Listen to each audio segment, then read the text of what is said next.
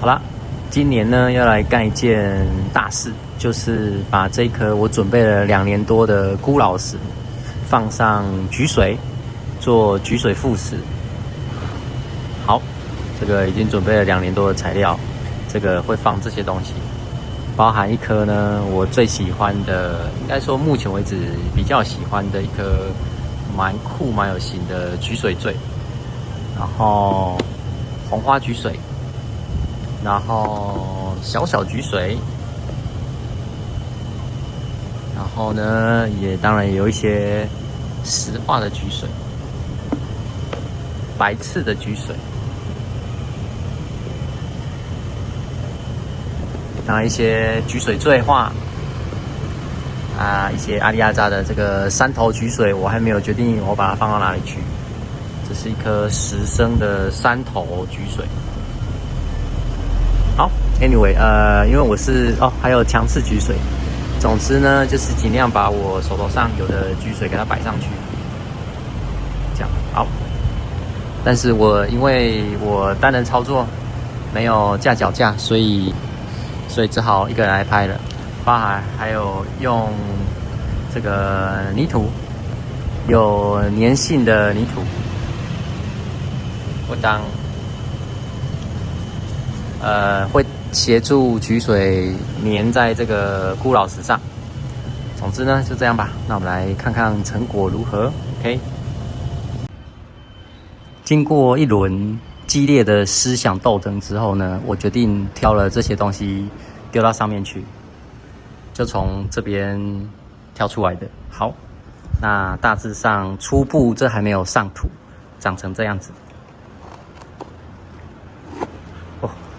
蛮重的，这应该是集目前我所有收集菊水的小成。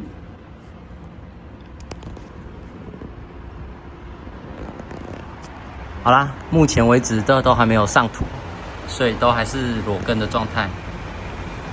所以接着呢，就是把这些土呢，还有一些介质呢，均匀的撒进去，就这个介质就是塞那些大的孔的，然后呢，这个融化之后有固定植株的作用，所以我会撒部分，最终呢这些土都会融进那个孔洞里面，最后变成硬化，所以要视状况调整。总之呢，大致上就是这样啦。好，接着就是等最终的成品，将将。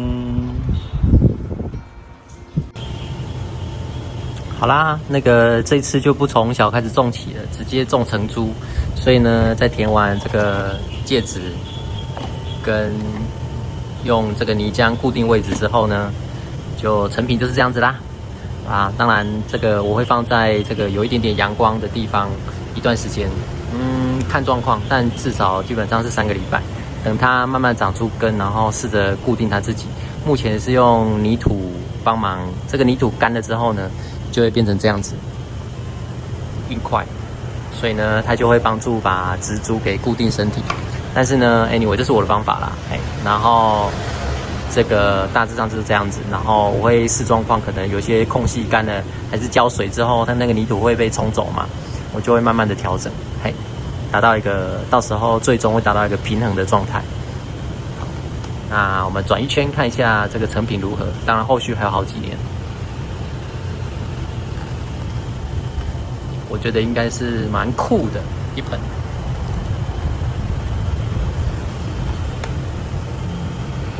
这个小小的菊水坠呢，小小的就坠化了，所以一直会维持着这个很小的。希望在这个悬崖上呢，它会好好的这个布满这上面，这样长满。小心。就是在涂的时候很小心，尽量不要沾太多这个泥土在植株上，后续浇水的话会很难清除。好啦，就这样子啦 ，OK， 拜拜。